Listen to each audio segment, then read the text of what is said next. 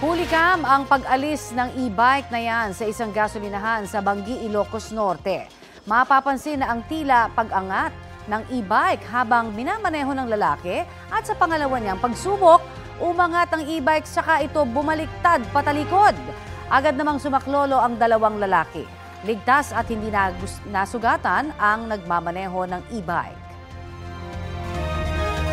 Bistado ang chinap-chap ng mga sasakyan sa operasyon laban sa dalawang suspect sa rentangay modus dyan sa Antipolo, Rizal. Balitang hatid ni EJ Gomez. Nagkasa ng manhunt operation ng Antipolo Police para mahuli ang 4 na suspect sa pagtangay ng nirentahan nilang van. Sa compound na ito sa barangay San Jose na pag-alamang namamalagi ang mga target. Positive. Pagpasok ng pulisya, tumambad ang chinap-chap na van. Nagkalat ang hiwa-hiwalay ng mga parte ng sasakyan. Mula sa unang bahagi, Wala, binutas yung numero. Magaling. Chassis. Binutas. hanggang sa mga gulong. Ay, ito sir, mags ko. Yan. Mags ko. Ayun, na.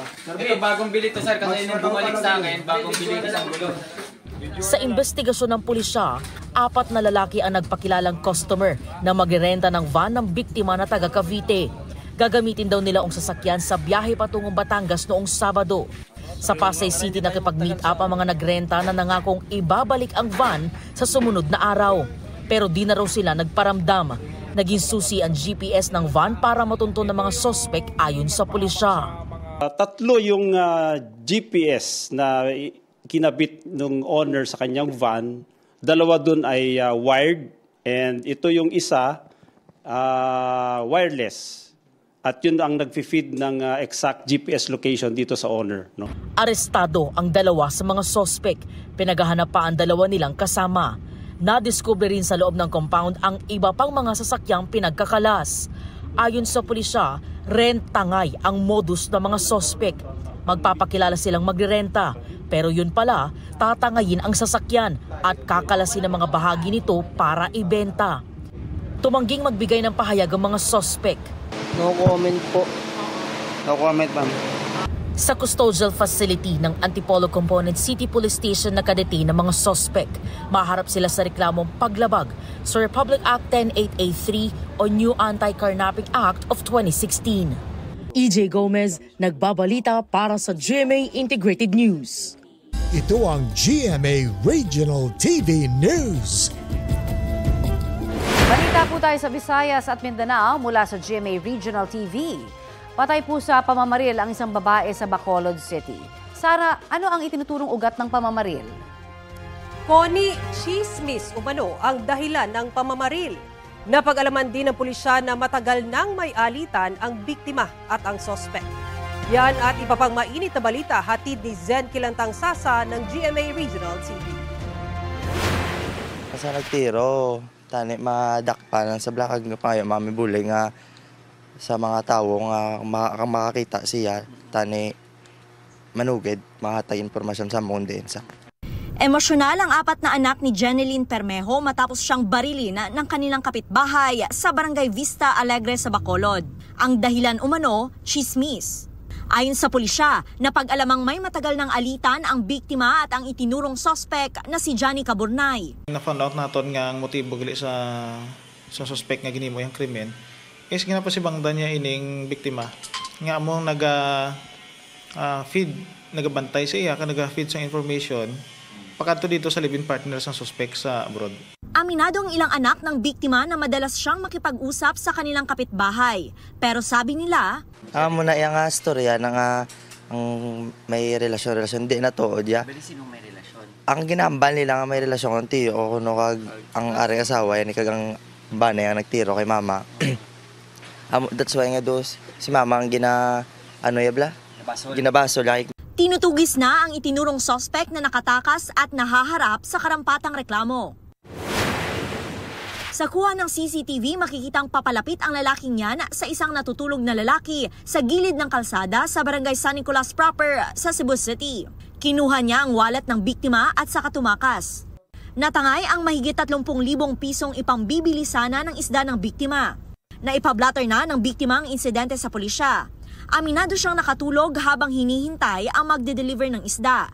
Patuloy na inaalam ng mga otoridad ang pagkakakilanlan ng suspect.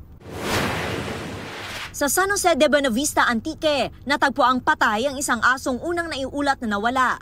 Ayon sa pamilyang may-ari sa asong si Pogi, nitong linggo nang mapansin nilang nawawala ito. Martes natagpuan na lang nila ang alaga na patay malapit sa kanilang bahay. May mga lapnos ang aso at may mga indikasyong tinaga ito.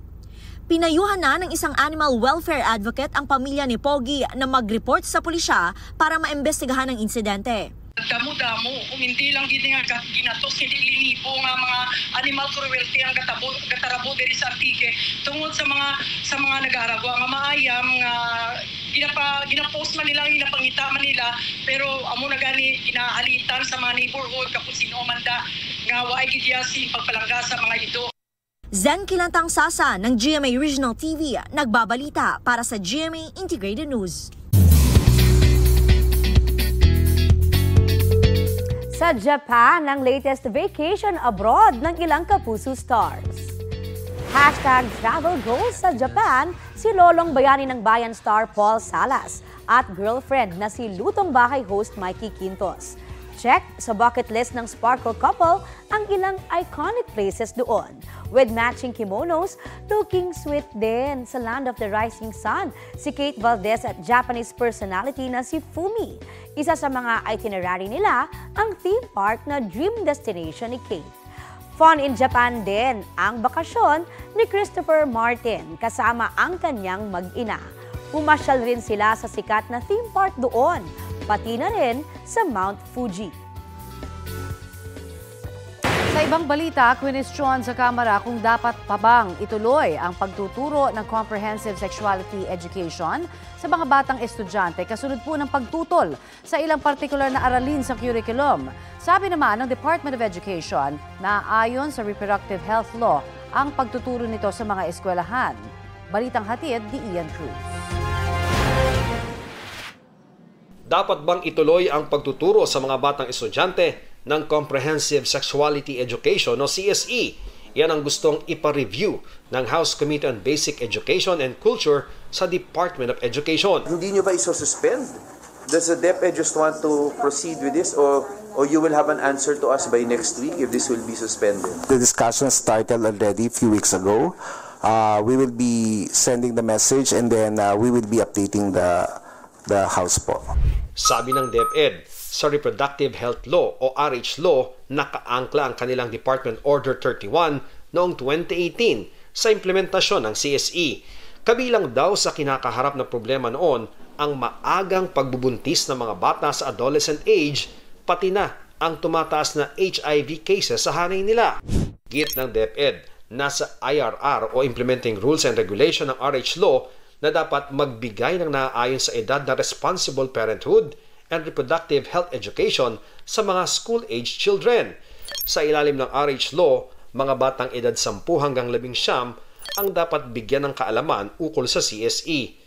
Pero sa pulong sinabi ng DepEd na kinder pa lang, may ibinibigay na silang pundasyon para sa CSE sa mga bata. Do we need to go as early as 5 years old and teach them reproductive health and gender sensitivity? For the early education, it's not actually the actual sexuality education that is taught, but these are foundational knowledge, like for example, identifying their body parts and describing practical ways of caring for their and protecting their bodies.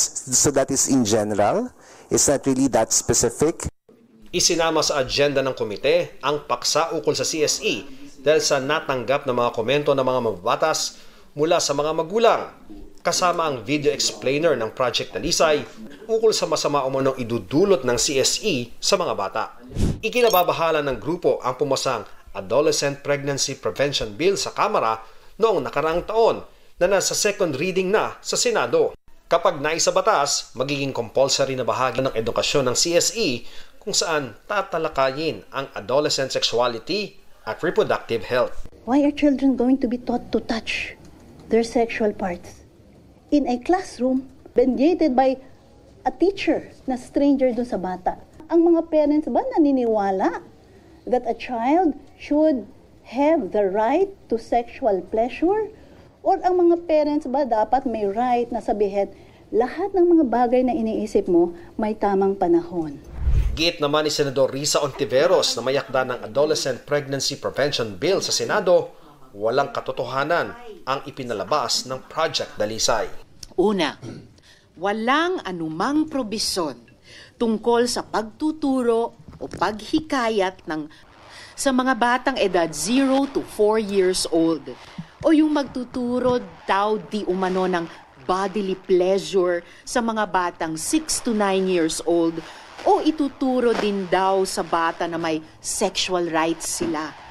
Kaya naman, magpapatawag si Senador Sherwin Gatchalian, Chairman ng Senate Committee on Basic Education, ng pagdinig para mabigyan ng linaw ang issue. Sa isang pahayag, sinabi ni Education Secretary Sani Angara na kinikilala nila ang mga concern ukol sa implementasyon ng CSE, maging ang probisyon sa panukala ng Senado. Bukas daw ang pinto ng DepEd para sa mga pahayag at mungkahi. Ian Cruz nagbabalita para sa GMA Integrated News.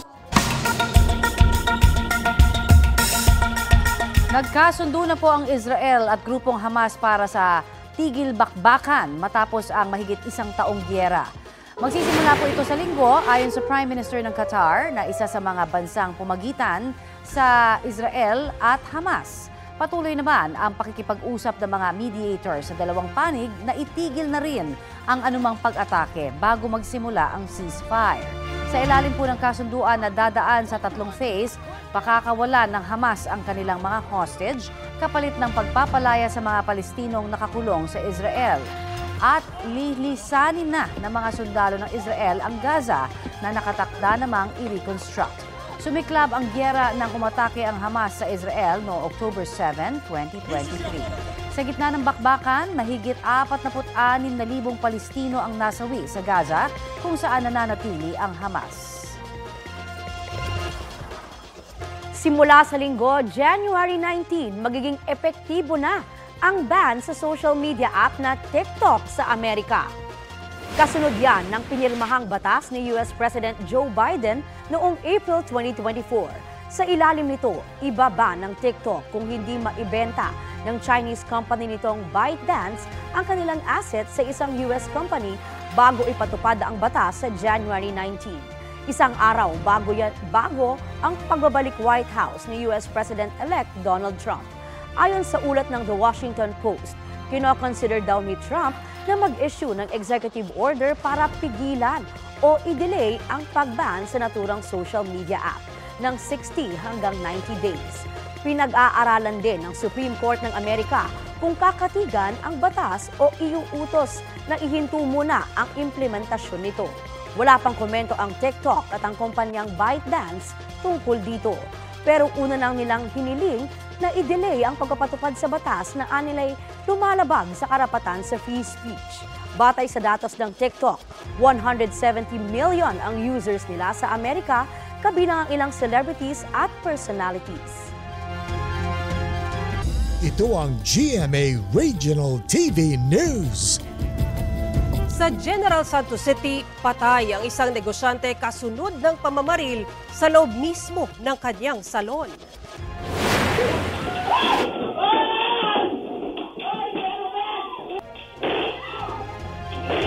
Sa kuha ng CCTV, bigla na lang nanutok ng baril sa loob ng salon ang gunman na nakakap at nakatakip ang mukha. Nagpulasan ang mga tao sa loob at meron ding ilan na pinagbabato ng gamit ang gunman.